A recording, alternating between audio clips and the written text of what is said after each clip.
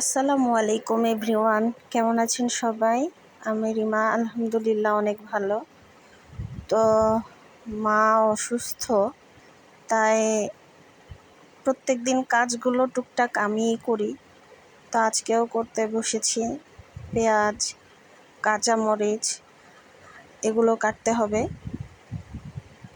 মার শরীরটা আসলেই ভালো না, তো যার জন্য মাকে কষ্ট করতে দিচ্ছি না আমি।